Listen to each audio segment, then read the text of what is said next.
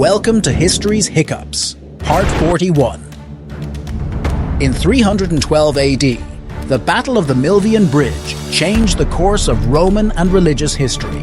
Emperor Constantine, facing his rival Maxentius for control of Rome, had a visionary pre-battle experience. He saw the Chi-Rho symbol and the words, "In this sign, you will conquer." Adorning his army's shields with this symbol, Constantine achieved a decisive victory after Maxentius's forces disastrously retreated over the Tiber River.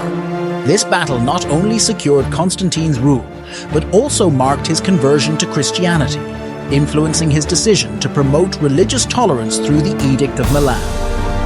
The Milvian Bridge battle symbolizes a historic fusion of faith and power, catalyzing Christianity's rise as a dominant force in the Roman Empire.